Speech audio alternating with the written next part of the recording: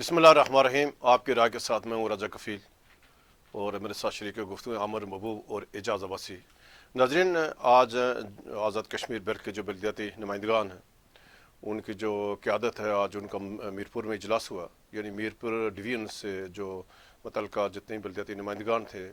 آج ان کا اجلاس ہوا. اس کے اوپر ہم تفصیل سے بات کریں گے کہ جو بلدیاتی نمائندگان کی جو تحریک ہے، اس کے جو آئندہ کا عمل ہے یہ کیا ہوگا. پھر کل جو وزیر اعظم پاکستان اور آرمی چیف نے دورہ مظفرآباد کیا، اس کے اثرات کیا ہوئے اور کن کن جو ملاقاتیں ہوئی ہیں. اب ان ملاقاتوں کا، ان معاملات کا جو آزاد کشمیر کے مستقبل کی سیاست ہے، اس پر کیا اثرات ہوں گے. پھر سب سے اہم خبر ہے کہ جو مسلم لیگ نون آزاد کشمیر کے صدر شاہ غلام قادر اہم جو مشن پر لاہور پہنچ گئے ہیں، اور یہ 3-4 جو موضوعات ہیں. لیکن سب سے جو اہم جو بات ہے، جو خبر ہے کہ chief election commissioner Azad Kashmir اس کی تاحال اس کی تعیناتی نہیں ہو سکی ہے، اور وزیر اعظم اس میں رکاوٹ بنے ہوئے ہیں. تو ان 3-4 موضوعات پر باتیں. لیکن آغاز کرتے ہیں جو بلدیاتی نمائندگان کی جو تحریک ہے اپنے حقوق کے لیے. عباس صاحب، جو بلدیاتی نمائندگان کی جو تحریک ہے ابھی فیصلہ کن مرحلے کی طرف ہے، تو آج بھی ان کا میرپور میں اجلاس ہوا اور میرپور ڈویژن کا اجلاس تھا آج. تو کیا کہیں گے کہ یہ سارا کیا حکومت یعنی کیوں نہیں ان کے مطالبات یعنی مان رہی ہے، اور ان کو حقوق یعنی دینے میں کیا رکاوٹ ہے؟ بہت شکریہ کفیل صاحب. بلدیاتی نمائندگان تو انتخاب کو 2 سال کا عرصہ مرحل میں ہو گیا تقریباً، اور مسلسل ایک مہم مسلسل ایک مہم میں اور ایک تحریک میں ہیں. اور حکومت کبھی کبھار ان کی مہم کو ٹھنڈا کرنے کے لیے وہ گرانٹ کی شکل میں کچھ پیسے منظور کر لیتی ہے. ابھی سنا ہے 1 ارب روپے کی منظوری چند دن پہلے وزیر اعظم نے دی تھی، لیکن اصل بات یہ نہیں ہے. اصل بات یہ تھی کہ حکومت اور بلدیاتی نمائندگان کے درمیان ایک 1990 کا جو بلدیاتی ایکٹ ہے اس میں ترمیم کے کچھ نکات پر آپ اس اتفاق کو ہوا بحال تھا. کرنے کے معاہدہ ہوا تھا. معاہدہ ہوا تھا، اور حکومت نے اس بات پر رضامندی کا اظہار کیا تھا کہ وہ جو ان نکات پر اتفاق ہوا ہے ان کو کابینہ سے منظوری لے کر اسمبلی میں پاس کروائیں گے. لیکن اس کے بعد اتفاق ہونے کے بعد اطلاع یہ ملی، اور بلدیاتی نمائندگان نہیں، بہت سارے لوگوں نے ہمیں بتایا کہ حکومت اپنے اس معاہدے سے پیچھے ہٹ رہی ہے، اور اس کے بجائے اس کے کہ وہ کابینہ میں اس کو لے جاتے، وہ منظوری لیتے، وہاں سے پھر اسمبلی میں جا کر اس کو پاس کرواتے. انہوں نے بلدیاتی نمائندگان کی اس تحریک کو ٹھنڈا کرنے کے لیے اور ان کو مطمئن کرنے کے لیے، لولی پاپ دینے کے لیے 1 ارب کی ایک اور کو گرانٹ منظور کر دیا، اور اگلے دنوں اس کو جاری کرنے والے ہیں. اصل میں بات یہ ہے کہ آج جو میرپور میں کنونشن ہوا ہے، اور آخری بڑا کنونشن مظفرآباد میں ہوگا 15 تاریخ کو، 15 کو ہوگا یا شاید 15، جی کسی تاریخ کو. تو ایک فیصلہ کن مہم ہے جو کہ اس وقت بلدیاتی نمائندگان بالخصوص جو مظفرآباد کا جو کنونشن ہوگا اس میں وہ فیصلہ کریں گے، یہ شروع کر رہے ہیں. تو یہ جو موجودہ یہ تو طے شدہ بات ہے کہ پچھلے 30 سال سے آزاد کشمیر میں جو بلدیاتی الیکشن نہیں ہوئے، اس میں آزاد کشمیر کے جو وہ الیکٹیبلز لوگ ہیں جنہوں نے اپنی اولادوں کو پال پوس کر آزاد کشمیر کے لوگوں کے اوپر مسلط کرنے کا پروگرام بنا رکھا تھا، یہ بلدیاتی سسٹم ان کے راستے کی رکاوٹ بن رہا ہے. اور یہاں سے نئی لیڈرشپ، ایک نرسری ٹائپ وہ ادارے ہیں جہاں سے نئی لیڈرشپ اوپر کا سامنے آ رہی ہے، اور ان کی اولادوں کے لیے راستے میں رکاوٹ تھی. اور دوسرا ویسے بھی کفیل صاحب آپ نے دیکھا ہوگا کہ آزاد کشمیر میں ہمارے جو قانون ساز اسمبلی کے ممبران ہیں ان کے پاس کرنے کو کوئی کام نہیں ہے، نہ تو وہ قانون سازی کرتے ہیں، نہ کوئی ان کے وہ یہی فنڈز کی سیاست کرتے ہیں. آزاد کشمیر کے بجٹ میں سڑکوں کے لیے پیسہ مختص کروا لینا، بلڈنگوں کے لیے مختص کروا لینا، اور مختلف، اور ان کو اپنی من مرضی سے کچھ زمین کے اوپر خرچ کرنا، اور کچھ سیاسی کارکنوں کے لیے اپنے سیاسی پارٹیوں کو اور اپنی پوزیشن مضبوط کرنے کے لیے استعمال کریں. یہ ایک وتیرہ انہوں نے بنایا ہوا ہے. اور جیسے پہلے تو یہ الیکشن ہی نہیں کروا رہے تھے، اور تنویر الیاس صاحب کو یہ کریڈٹ جاتا ہے کہ انہوں نے الیکشن کروائے. تو اب یہ چونکہ ان الیکشن سے یہ ان کے گلے تو ضرور پڑ گئے ہیں، لیکن اب یہ ان کو بالکل عضو مطلب بنا کر رکھنا چاہتے ہیں. میرپور کے کنونشن میں آج بلدیاتی نمائندگان نے بھرپور طریقے سے ایک پیغام میسیج کنوے کیا حکومت کو کہ وہ بالکل 1990 کا ایکٹ بحال کریں، اور جو اتفاق جن نکات پر حکومت اور ان کے درمیان اتفاق کیا گیا ہے ان سے ہٹ کر حکومت نے اگر کوئی نقطہ شامل کرنے کی کوشش کی تو وہ بالکل اس ایکٹ کو جو نئی یعنی ترمیم ہو اس رہی ہے اس کو آئینی ترمیم کو نہیں مانے گا. بالکل نہیں مانیں گے، اور اس کے خلاف بھرپور احتجاج کریں گے. اور انہوں نے مطالبہ کیا ہے کہ ہمارے جو طے شدہ جو مطالبات جن پر نکات پہ اتفاق ہو گیا تھا ان کی منظوری دے، اور اگر حکومت نہیں دیتی تو یہ آنے والے دنوں میں حکومت کے لیے مسائل کھڑے ہوں گے. اور ساتھ ہی ساتھ ایکشن کمیٹی والوں کے بھی وہ نہ بولیں، حکومت نے 6 ماہ کا ٹائم لیا ہوا ان سے کہ 6 ماہ میں جو غیر ضروری مرات والا جو وہ ایک شک تھی جو مطالبہ بھی پورا ہونا تھا. تو یہ لگتا یہ ہے کہ آزاد کشمیر میں آنے والے دنوں میں انوار الحق صاحب کی جو حکومت ہے یہ دانستہ سے راستہ ہموار کرے کہ ایک طرف بلدیاتی لوگ بلدیاتی نمائندے باہر نکلیں گے اور دوسری طرف ایکشن کمیٹی والے. تو آزاد کشمیر کی سڑکوں پر وہی افراتفری کا ماحول نظر آئے گا جو افراتفری کا ماحول پچھلے عرصے میں تھا. اور اگرچہ لوگوں کے اندر موومنٹ ضرور بن رہی ہے لیکن حکومت دانستہ ایسے حالات پیدا کر رہی ہے کہ آزاد کشمیر کا ماحول خراب ہو اور ان کے لیے لمبے عرصے تک اس کو موٹیویٹ کر کے اپنی حمایت میں استعمال کرنے کا راستہ ان کے ہاتھ. عامر صاحب جو وزیر بلدیات ہیں فیصل راٹھور ادھر ہمارے آفس میں آئے تھے یعنی گزشتہ ہفتے. تو انہوں نے کہا تھا جو ان کی سربراہی میں جو کمیٹی ہے انہوں نے مسودہ فائنل کر لیا اور انہوں نے یہ بھی اعلان کیا تھا کہ میں حکومت کو پیش کروں گا اور اس کے بعد میں جب بری عزم ہو جاؤں گا. تو اس کے بعد یہ فیصل راٹھور کی اس گفتگو کے بعد جو کابینہ کے سب یعنی کمیٹی ہے اس مسودے کی تیاری کے بعد اس کے باوجود پارلیمانی پارٹی کا بھی اجلاس ہوا, کابینہ کے اجلاس ہوتا, جان کہ اس کو کیوں تاخیری عربے کیے جا رہے اور اس جو آئین ہے اس کو جو منظور کیوں نہیں یعنی کیا جا رہا ہے. اسمبلی کے اجلاس بھی جاری ہے تو کیوں اس کو نہیں کر رہا. رائے کفیل صاحب ایک تو بڑی بدقسمتی ہے کہ آزاد کشمیر کا کوئی وزیر جو ہے وہ اپنے وزیر اعظم کے اوپر اعتبار کرنے کے لیے تیار نہیں ہے, اور فیصل ممتاز راٹھور ہوں یا کسی اور کمیٹی کے کوئی سربراہ ہوں وہ اپنی جگہ پہ یہی پریشانی کا شکار ہیں کہ وہ اپنے سر سے بوجھ اٹھائیں اور اپنی جان چھڑائیں. اسی طرح جب عوامی ایکشن کمیٹی کے ساتھ مذاکرات ہو رہے تھے تب بھی اسی طرح کا رویہ تھا, کیونکہ انوار الحق صاحب کی جو حکومت ہے وہ اس کی آنرشپ نہیں ہے, نہ پاکستان پیپلز پارٹی آنرشپ لے رہی ہے نہ مسلم لیگ نون آنرشپ لے رہی ہے. تو اگر آپ ان کے وزراء سے یہ توقع رکھیں کہ وہ اسے پوری طرح جو ہے وہ ریسکیو کریں گے تو کل اس کی ذمہ داری کون اٹھائے گا. تو ظاہر ہے کوئی بھی جو ہے شریف آدمی, عزت دار آدمی, باوقار آدمی, باکردار آدمی جس نے مستقبل میں سیاست کرنی ہے وہ انوار الحق صاحب کی اس جو گورننس ہے اس کا بوجھ اٹھانے کے لیے تیار نہیں ہے. تو یہاں پہ بھی اسی طرح کا مسئلہ ہے کیونکہ انوار الحق صاحب جو ہے کہتے کچھ اور ہیں کرتے کچھ اور ہیں, لوگوں کے ساتھ کچھ اور کہتے ہیں. تو وہ ان کے جو 4-5 چہرے جو ہیں اور جو ان کے جو مختلف شخصیت کے پہلو ہیں وہ جو لوگ انہیں جانتے ہیں ان کے لیے یہ ہے کہ وہ اپنی جان چھڑا رہے ہوتے ہیں کہ ہم نے مجبوراً کابینہ میں بھی رہنا ہے اور اس وقت تک رہنا ہے, اور کچھ وزراء کی جو ہے وہ دل بھی نہیں کرتا چھوڑنے کو. تو وہ جو صورتحال ہے میں یہ سمجھتا ہوں کہ اصل جو مسائل کی وجہ ہے یا مسائل کی جو جڑ ہے وہ وزیر اعظم خود ہیں, اور ان کی یہ خواہش ہوتی ہے کہ کسی کو کسی قسم کا ریلیف نہ. دوسری یہ بات ہے انہوں نے مختلف لوگوں کو مختلف کہانیاں سنائی ہوتی ہیں. اب فیصل ممتاز راٹھور صاحب کے ذریعے پیسے خرچ ہو رہے ہیں اربوں روپے آزاد کشمیر کی تعمیر و ترقی کے لیے, جو بلدیات و دیہی ترقی کا جو نظام ہے, تو انہوں نے کہانی سنائی ہوئی ہے نا کہ اس کے بعد تم فارغ ہو جاؤ گے. آپ کا کیا کام رہ جائے گا کہ اگر یہ سارے فنڈ جو ہیں وہ بلدیاتی نمائندوں کو دے دیے جائیں. تو میرا یہ خیال ہے کہ ان میں سے کسی کی نیت ٹھیک نہیں ہے. اگر یہ بلدیاتی نمائندوں کو امپاور کرنے ہوتے, اب آپ یہ دیکھیں نا کہ جتنا عرصہ ہوا انوار الحق صاحب کی سیاست کو یا جتنا عرصہ انوار الحق صاحب کی حکومت کی عمر ہے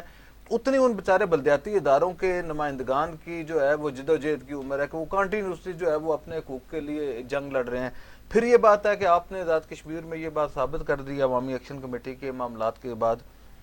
یا جنگلات کے ملازمین, MNCH والے ملازمین جو پینشنر تھے ان کے جو مسائل سے لے کے ڈاک ملازمین, ڈیلی ویجز ملازمین اور تمام طبقات کے ساتھ جو آپ کی ڈیلنگ ہے, اس کے بعد آپ نے طے کر دیا ہے کہ حکومت آزاد کشمیر نے انوار الحق نے سیدھے طریقے سے کوئی کام نہیں کرنا. تو جب یہ آپ نے مثال سیٹ کی ہوئی ہے تو اب بھی ان بیچاروں کو جو ہے یہ جدوجہد ہی کرنی پڑے گی. آخری جو ہے وہ یا تو یہ بات ہے کہ عوامی ایکشن کمیٹی کو یہ اپیل کر دیں کہ یہ بلدیاتی نمائندگان جو ہے وہ عوامی ایکشن کمیٹی کے ساتھ ڈیل کر لیں کہ یہ اپنی پوری طاقت جو ہے عوامی ایکشن کمیٹی کے کھاتے میں ڈال دیں, یا عوامی ایکشن کمیٹی ان کے ساتھ مل کے جو ہے اپنے جو ہے اس میں چارٹر آف ڈیمانڈ میں ایک اضافہ اور رکھ دے کہ بلدیاتی نمائندوں کو امپاور کریں. ادروائز اگر یہ سمجھے کہ انوار الحق صاحب ان کے مسائل حل کریں گے, انوار الحق صاحب سیدھے طریقے سے ان کے مسائل حل نہیں کریں گے کیونکہ اس معاملے میں ان کی سمت تو تھی غلط, اب ان کی نیت بھی غلط ہے, اس کا کوئی حل نہیں ہے کسی کا. بھائی صاحب ابھی یہ باتیں ہیں کہ جب وزیر اعظم شہباز شریف اور آرمی چیف نے کل جب مظفر آباد کا دورہ کیا یوم یکجہتی کشمیر کے حوالے سے, تو بھرپور جو پروگرامات رہے اور وزیر اعظم یعنی وزیر اعظم صاحب نے وہاں خاصی جو ملاقاتیں کی آرمی چیف نے, تو آپ کیا دیکھ رہے ہیں کہ اس دورے سے یعنی اعلیٰ سطح جو پاکستان کی سیاسی اور عسکری قیادت ہے یہ مظفر آباد گئی ہیں, تو کیا اس سے واقعہ چاہوں کو پیش رفت ہوگی, مسئلہ کشمیر کو حل کی طرف بڑھے گا؟ کفیل صاحب کل یوم یکجہتی تو بڑا بھرپور طریقے سے منایا گیا اور آزاد کشمیر کی سرزمین پر جا کر آرمی چیف نے بھی اور وزیر اعظم پاکستان نے بھی ایک مضبوط میسیج دیا ہے. لیکن دونوں کے میسیجز کو آپ غور سے دیکھیں تو آرمی چیف نے 10 جنگیں لڑنے کی بات کی ہے. انہوں نے کہا جی کہ کشمیر کی آزادی کے 3 لیے جنگیں لڑی ہیں اور 3 جنگیں 10 بھی لڑی ہیں لڑنی اور پڑیں گے 10 تو بھی لڑیں لڑنی گے. پڑی تو لڑیں گے. وزیر اعظم پاکستان نے وہاں بھارت کو بامانی مذاکرات کی پیشکش کی ہے. تو ایسا محسوس یہ ہوتا ہے کہ کوئی پالیسی نظر نہیں آتی, واضح کنکریٹ پالیسی ہے جس میں کوئی ریاست بھی, ریاستی ادارے سارے, چیف ایگزیکٹو بھی اور آرمی چیف بھی, آرمی بھی کسی ایک پیج پر ہوں. اب ظاہر ہے دیکھیں نا, کشمیری قوم ایک عرصے سے انتظار کر رہی ہے کہ پاکستان کی پالیسی کو ایسی بنے جس میں کوئی واضح پیش رفت نظر آئی. جیسے جنرل مشرف صاحب کے دور میں تھی, ایک واضح پالیسی نظر آئی تھی کہ اس میں پہلی بار شاید بہت عرصے بعد مسئلہ کشمیر کے اوپر کوئی مومنٹ نظر آئی تھی اور پیش رفت اور سٹیپ فارورڈ ہوا تھا.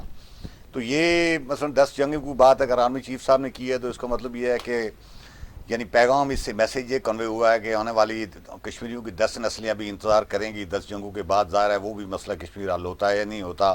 تو یہ ایک لانگ ٹرم ایک میسیج دیا گیا ہے سارا.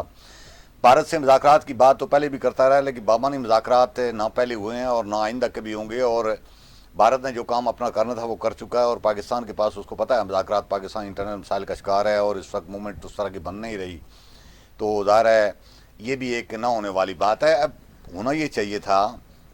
کہ پاکستان کے ارباب اختیار کو مل بیٹھ کر 5 اگست 2019 کے بعد کی جو صورتحال ہے اس کو مد نظر رکھ کر کشمیر کے اوپر نئی پالیسی بنانی چاہیے تھی جس میں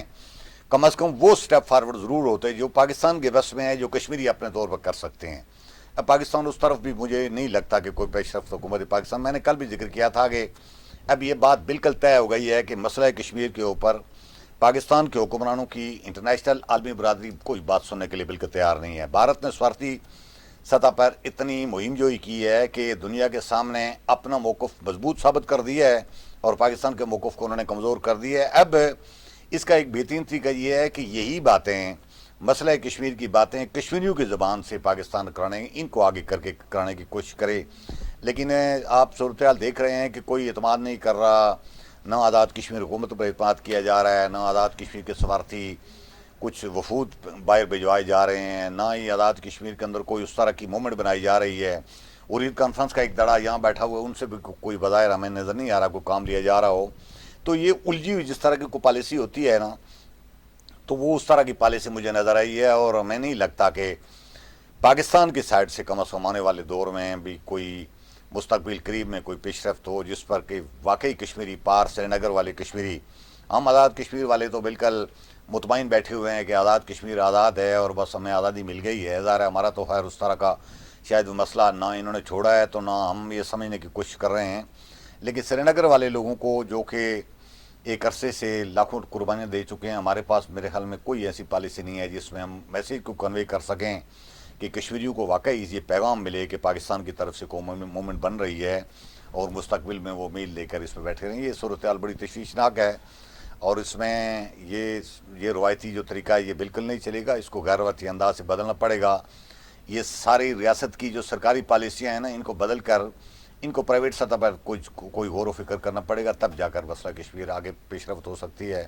ورنہ کوئی امید نہ رکھے. عامر صاحب, میرا آپ سے سوال ہے کہ ایک طرف جو مسئلہ کشمیر ہے, چلو وہ آپ کا سبجیکٹ, ہم اس سے ہٹ کے آتے ہیں کہ کل بھی دونوں جو بڑی شخصیات ہیں, آرمی چیف اور وزیر اعظم متحدہ پاکستان, وزیر اعظم پاکستان کے ساتھ ملاقات میں مسلم نون کی قیادت نے کل پھر مسئلہ اٹھایا کہ جو آزاد کشمیر میں موجودہ حکومت ہے یا وزیر اعظم کی جو پالیسی ہیں جو مسلم نون ہے کہاں پہنچی گئی ہے. انہوں نے یعنی وزیر اعظم شہباز شریف کو دوبارہ بھی یاد دہانی کرائی کہ ہم آپ کو پھر یاد کر رہے ہیں اور آپ یہاں حالات ہیں. آرمی چیف کے ساتھ بھی جو کشمیر لیڈرشپ ہے انہوں نے جا کر بات کی کہ آزاد کشمیر, مسئلہ کشمیر بہت اگلا سٹیج ہے جس میں ہندوستان ہے. آزاد کشمیر ایک چھوٹے سے معاملے میں پھنس گیا کہ جو سیاسی عدم استحکام ہے, جو اس وقت ایک مخلوط حکومت ہے, تمام جماعتیں حکومت ہے, کوئی جماعت اس وزیر اعظم کی پالیسی کو آن کرنے کی تیار نہیں ہے. تو یہ کیا جو آزاد کشمیر میں, میرا آپ سے سوال ہے کہ آزاد کشمیر جو ایک سنگین سیاسی بحران سے دوچار ہے, یہ کہیں کل اتنی اعلیٰ سطح کی ملاقاتوں کے بعد کیا پاکستان کے جو ذمہ دار لوگ ہیں ان کو اس بات سے اندازہ ہوا ان کا کہ آزاد کشمیر کا معاملہ ایسا ایک تو یہ بات ہے کہ پہلے سب سے یہ سوچنا چاہیے کہ کل اس حد تک نوبت کیوں آئی, مگر آرمی چیف کو ادھر کیوں جانا پڑا, اس طرح کا سیشن کیوں کرنا پڑا. شہباز شریف صاحب اگر یہ سارا کچھ نارمل ہوتا تو وہ اپنی جا کے خطاب کرتے قانون ساز اسمبلی کے ساتھ, انہیں اپنی پارٹی کے ساتھ کیوں بیٹھنا پڑا؟ اور وہ ایک محاورہ ہے ہمارے بھی بزرگ کہتے تھے ہاتھوں کی دی ہوئی جو ہے نا دانتوں سے کھولنی پڑتی ہیں. تو یہ جو ہے اسٹیبلشمنٹ کے ہاتھوں سے دیا ہوا تحفہ ہے. اور آپ اگر یہ دیکھیں کہ 20 اپریل کو انتخاب جو ہے رات کو 2 بجے کرانا کیوں ضروری تھا؟ وہ صبح کیوں نہیں ہو سکتا تھا؟ اس میں کیا جلد بازی تھی؟ یہی تھی نا کہ وہ فراڈ کر رہے تھے کہ عمران خان کو بھی نہ پتہ لگے، پیپل پارٹی والوں کو بھی نہ پتہ لگے، نون لیگ والوں کو بھی پتہ نہ لگے، تنویر الیاس کو بھی نہ پتہ لگے. بیسر سلطان اپنی جگہ کہہ رہے تھے کہ یہ ان کا اس کی اور ڈیل ہے. تنویر الیاس پیٹ رہے تھے جناب والا کہ یہ مسلم لیگ نون اور پیپل پارٹی کے ساتھ مل کے کر رہا ہے. مسلم لیگ نون والے اپنی جگہ پہ حیران تھے، پیپل پارٹی والے اپنی جگہ پہ حیران تھے. یاد جو اپنا چودھری مقبول گجر اس وقت ہوتے تھے، انہوں نے کہا مینوں کوئی نہیں پتا کی ہوا ہے. یہ اس طرح کی جو صورتحال تھی کہ رات کو اس وقت ووٹ دیے گئے اور سارا کچھ کیا گیا. تو یہ بیسیکلی اس کی جو ہے سب بنیاد ہی غلط رکھ دی گئی. اور آزاد کشمیر جیسے سینسٹیو خطے میں جسے آپ نے بیس کیمپ کی حکومت کہتے ہیں، جہاں پہ بیس کیمپ ہے تحریک آزادی کشمیر کا، اس میں آپ نے ایک فراڈ اور ایک واردات کے ذریعے رات کے ایک وزیر اعظم کو مسلط کر دیا. کیونکہ اس وقت جن لوگوں کے وہ پسندیدہ تھے ان کے لیے خوشی کی بات تھی، اور آزاد کشمیر میں یا کلچر ہے جو وزیر اعظم بن جاتا انہیں چھیڑا نہیں جاتا. اس کے بعد ایک مقصد ظاہر ہے وہ اکیلے تھے. اب جس بندے کو جو ہے وہ کہیں اور سے وزارت مسلط عظمیٰ کر دیا کا گیا وزیر اعظم کا سٹاف ہی نہ ہو، سیاسی جماعتوں کو بائی پاس کر کے سیاسی نظام کو جماعت بلڈوز کوئی کر نہ کے. ہو. پھر اس وقت یہ دیکھا گیا کہ جی ایجنڈا جو ہے اس نے مسلم تحریک انصاف کو توڑنا تھا، عمران خان کو کمزور کرنا تھا. انہوں نے اس بات کو کیش کیا کہ جی وہ جو قسمیں انہوں نے کھائی تھی وفاداری کی، وہ اس کی بات کہانی پھر کبھی سے ہی. اور وہاں سے انہوں نے بات شروع کی، اور جب دیکھا انہوں نے کہا جی کہ پاکستان پیپلز پارٹی تگڑی جماعت ہے، مسلم لیگ نون تگڑی جماعت ہے، اور اگر یہ جماعتیں تگڑی رہیں اور یہ جماعتیں مستحکم رہیں تو ان کی دال تو نہیں گل سکتی.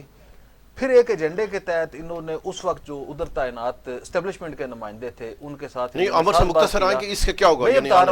اس پہ ہم تفصیل سے کل جو پروگرام کریں گے تو کر لیں گے. لیکن حکومت کی کارکردگی کیا ہوا ان 21 ماہ. اس وقت جو اسٹیبلشمنٹ کے نمائندے تھے ان کے ساتھ انہوں نے ساز باز کیا، اور ایک مخصوص ایجنڈے کے تحت انہوں نے مسلم لیگ نون کو اور مسلم پاکستان پیپل پارٹی کو تباہ کرنے کے اوپر تھانی، اور اس میں انہوں نے تقسیم کی اور یہ تاثر دیا کہ پاکستان پیپل پارٹی کا آصف زرداری بھی چاہیں،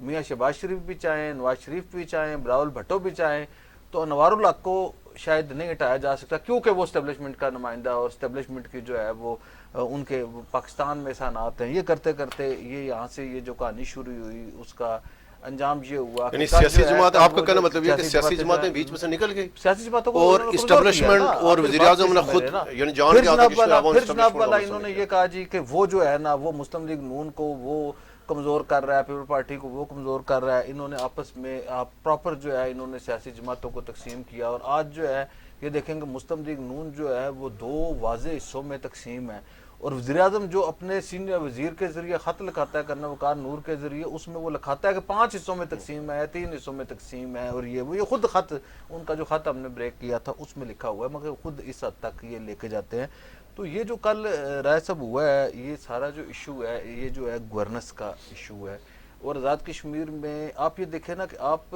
مقبوضہ آپ گھر سے باہر اگر آپ مطمئن ہوں گے رائے صاحب، عوام اگر آپ کے گھر کے لوگ مطمئن ہوں گے تو وہ باہر کے لوگوں کی خدمت کر سکتے ہیں. اسی طرح ریاست کے لوگ اگر مطمئن ہوں گے، ریاست کی بیوروکریسی اگر مطمئن ہوتی ہے، ریاست کے سیاستدان مطمئن ہوتے، ریاست کے جو ہے وہ سول سوسائٹی مطمئن ہوتی، ریاست کے صحافی مطمئن ہوتے، تو وہ پھر ریاست کا بہتر فیس جو ہے وہ دنیا بھر میں لے کے جاتے. اب ایشو یہ ہے کہ آپ نے ریاست میں ایک لائی کا ماحول پیدا کر دیا، ریاست میں آپ نے سیاسی جماعتیں توڑ دی، ریاست میں آپ نے بیوروکریسی کو ڈرا دیا، آپ نے ریاست میں بلیک میلنگ شروع کر دی، ریاست میں آپ نے عدلیہ کو جو ہے وہ نقصان پہنچانے کی کوشش کی، عدلیہ کو بلیک میل کرنے کی کوشش کی، بیوروکریسی کو غارفار کر دیا، انتظامی نظام سارا مفلوج کر دیا. ویسے لوگوں کو ڈرا کے جی سابق وزیر اعظم کے اوپر جو ہے جعلی مقدمات ہے، صاحب بیورو کا جو ہے وہ پورا ایک ڈھونگ رچا لیا، اور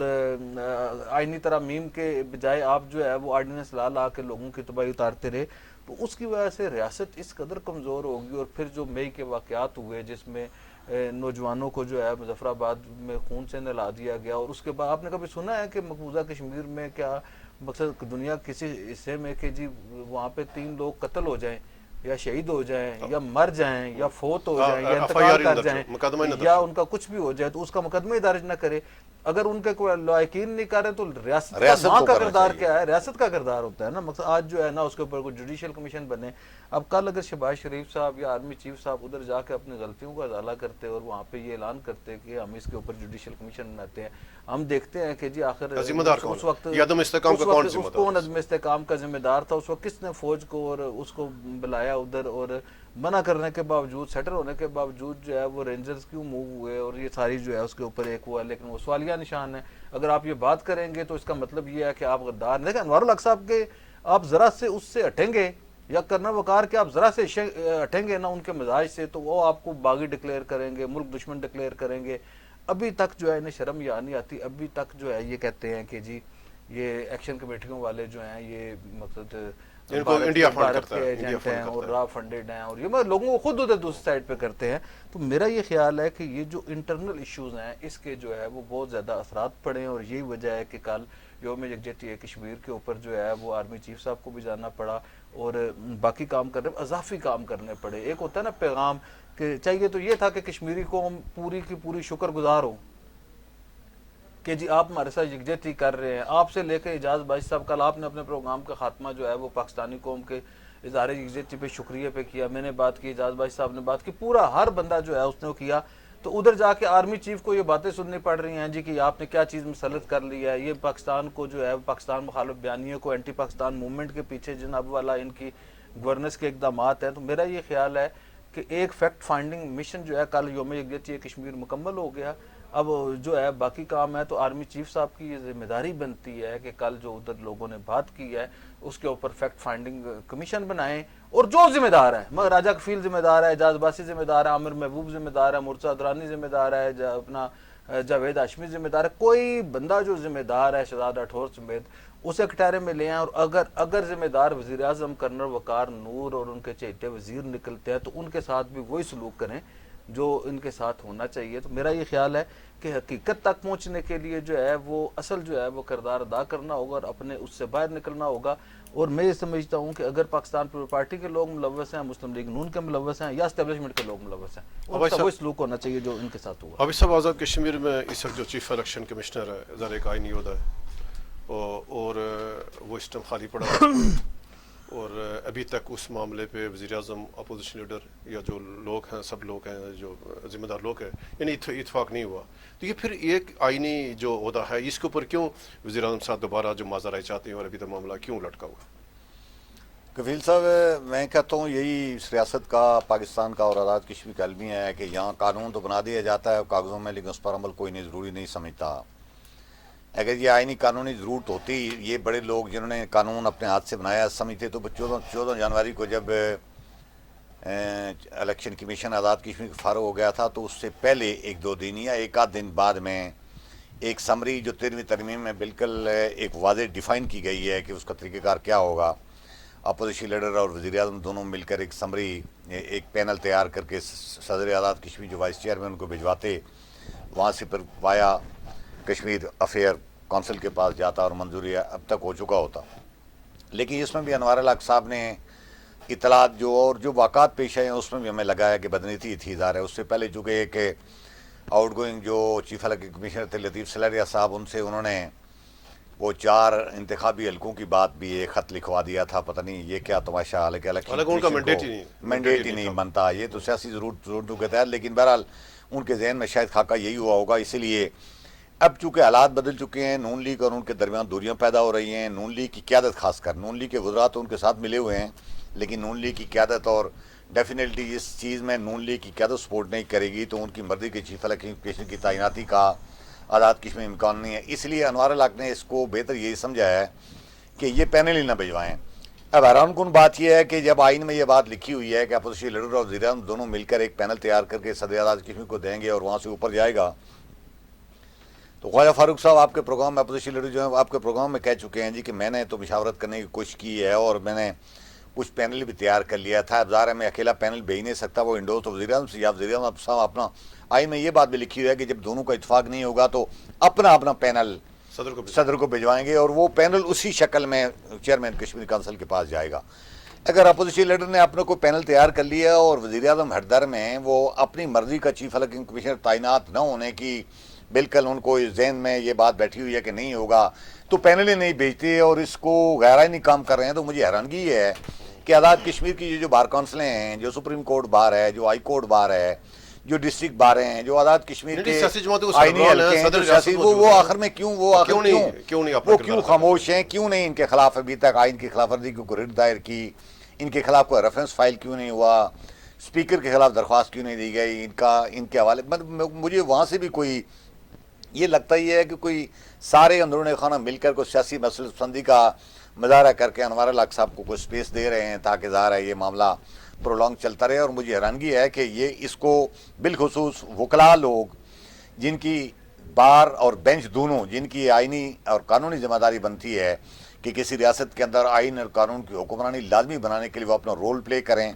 अदालतों को इसका नोटिस लेना चाहिए। आज़ाद कश्मीर हाई कोर्ट के चीफ जस्टिस के पास इस तरह के मामलात में एज खुद नोटिस लेने का बिल्कुल आईनी इख्तियार है,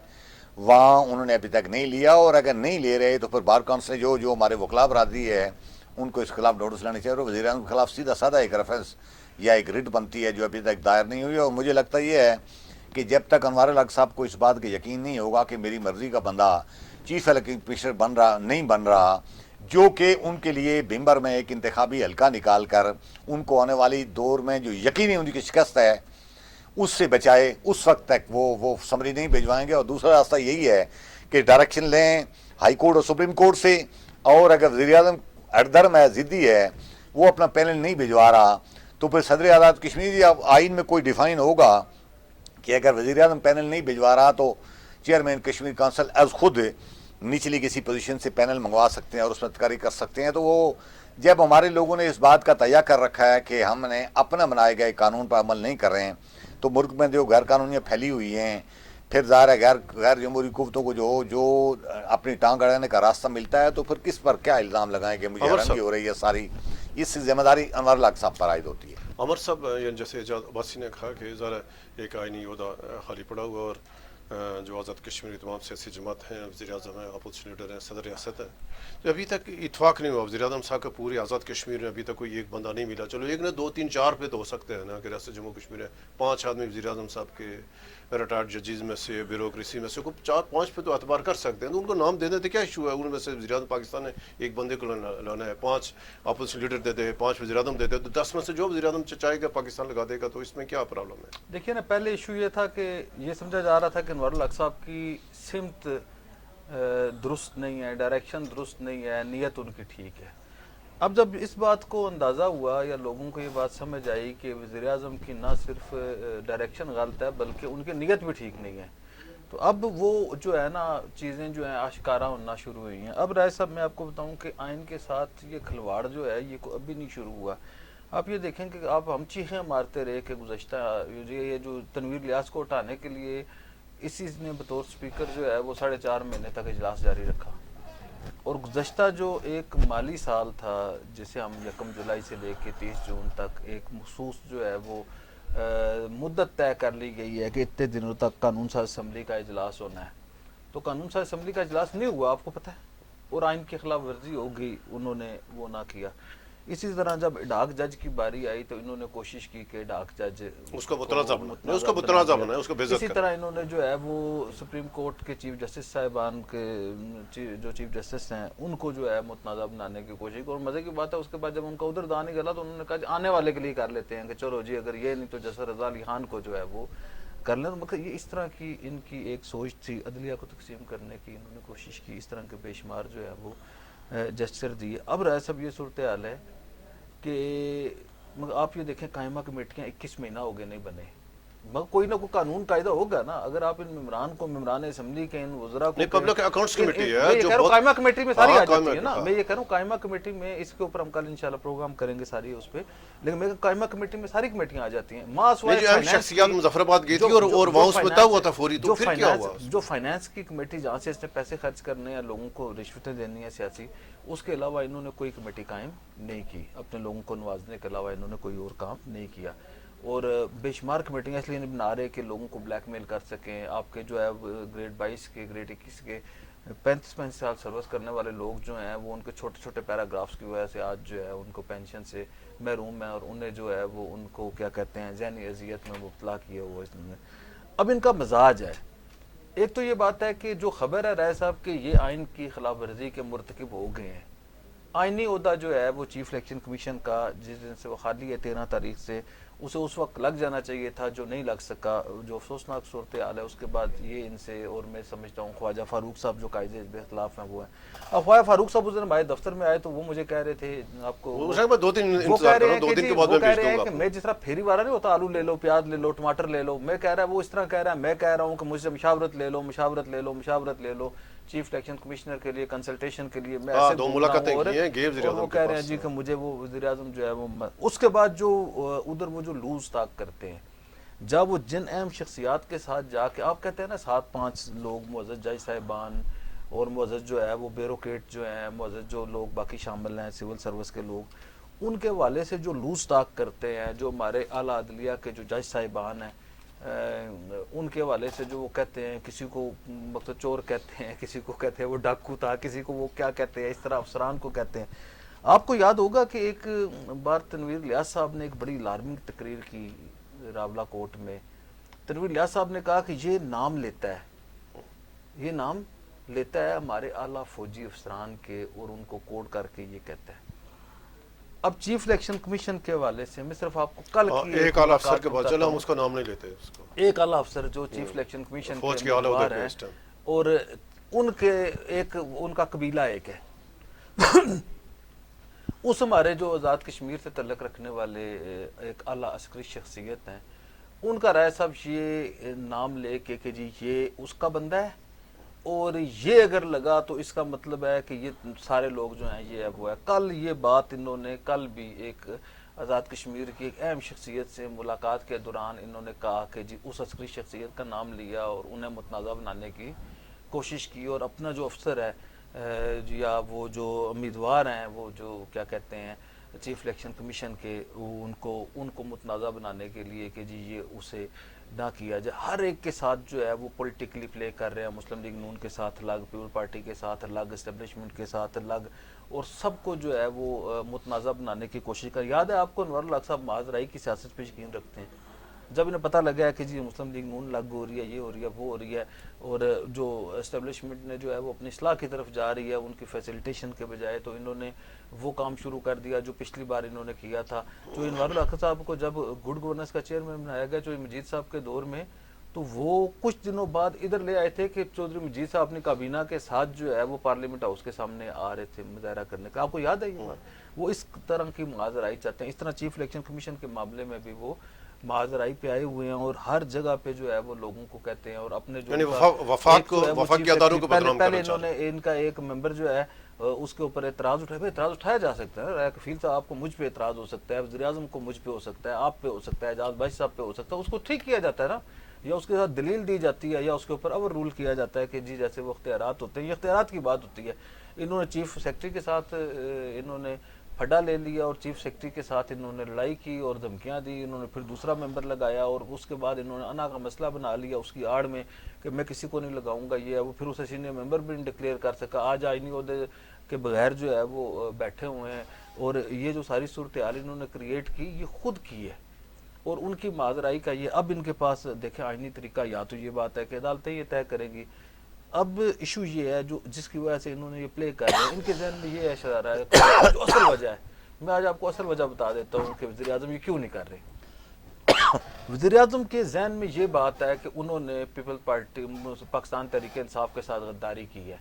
اور وہ جو قسم خط انسان کو یاد تو آتا ہے نا، وہ جو تقریریں جب لوگ لگاتے ہیں آج کل سوشل میڈیا کے اوپر کہ میں عمران خان کے حوالے سے میرا کیا تھا، چھوڑوں تو میں یہ ہوں گا، میں تحریک انصاف کے حوالے سے میری یہ رائے ہے، عمران خان کے ہم سپاہی ہیں، یہ ہے وہ ہے، اب آگے کر کے اب انہوں نے وفاداری تو بدل لی نا، کریکٹر پہ تو کمپرومائز کر لیا نا، جس کریکٹر پہ دیکھے نا، یا بات یہ ہے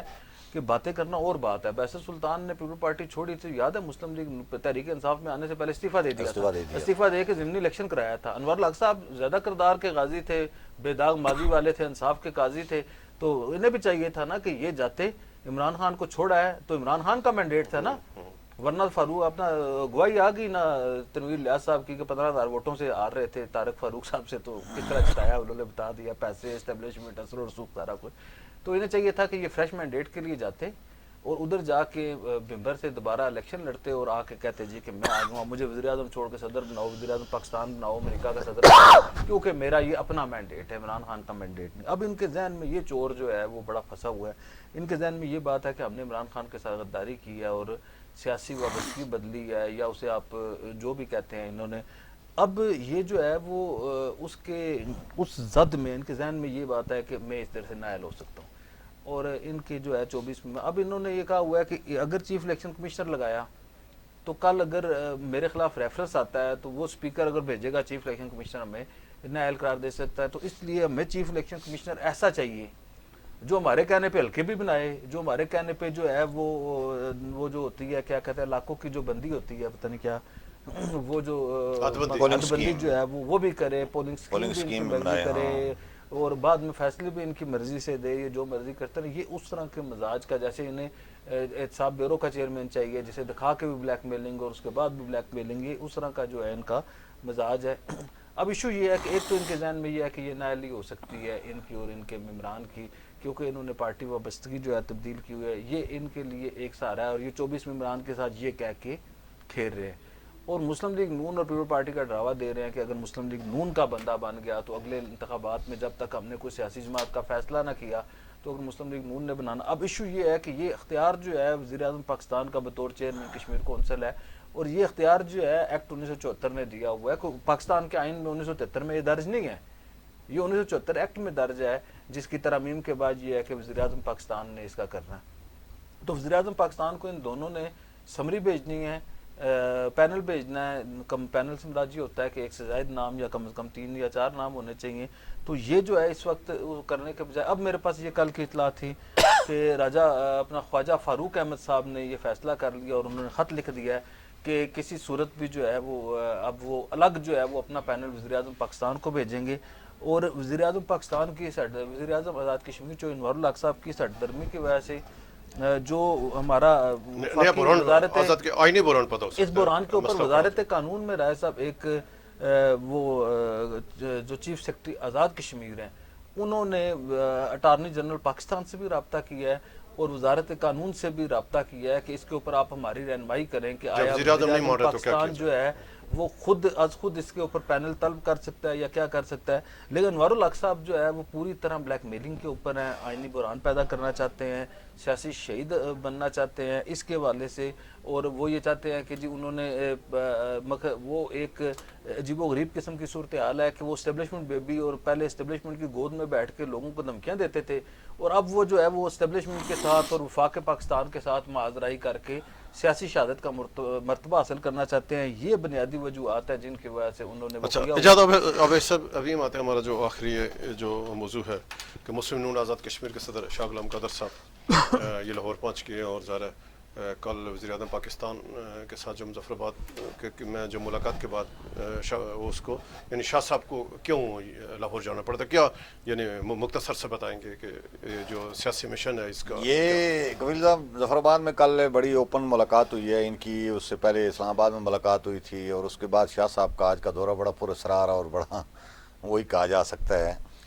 اب مشن لاہور میں ظاہر ہے پھر ملاقات نواز شریف صاحب سے ہی ہو سکتی ہے. اور یہ جو بات ہے پچھلے کافی دنوں سے ہم کر رہے ہیں کہ مسلم لیگ آزاد کشمیر نے اصولی فیصلہ تو کر رکھا ہے کہ آزاد کشمیر حکومت سے والدہ ہو رہی ہے، لیکن چونکہ رسمی ایک منظوری ان کو ضرورت ہے وزیر اعظم نہیں صدر مسلم لیگ نون نواز شریف صاحب سے، تو وہ بھی انہوں نے شاید اطلاع سینہ بسینہ تو اطلاع ہے کہ انہوں نے دی ہوئی ہے، لیکن اس کے لیے ابھی باضابطہ نہ ان کی طرف سے کوئی اعلان آیا ہے تو نہ آزاد کشمیر میں جو نون لیگ کی قیادت ہے شاہ غلام قادر صاحب یا کچھ اور لوگ ان کی طرف سے. تو میرے خیال میں لگتا یہی ہے کہ اب نون لیگ کے لیے چونکہ حکومت میں واپسی کا کوئی راستہ نہیں ہے، کوئی گنجائش باقی نہیں بچی. نون لیگ پہلے ہی بہت اپنی کریڈیبلٹی لوز کر چکی ہے. اب اگر اس نے دوبارہ حکومت کے اندر رہنے کا فیصلہ کیا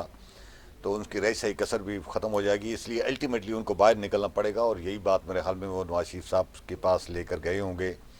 اور لگتا یہ ہے کہ وہاں سے کچھ ایک فیصلہ سامنے آ سکتا ہے. یہ جو باقی مجھے کوئی زیادہ معلومات نہیں کا جو معاملہ ابھی تک جب پھنسا ہوا ہے کہ کہ حکومت میں رہیں نہ رہیں کیا ہوگا. کل شہباز شریف نے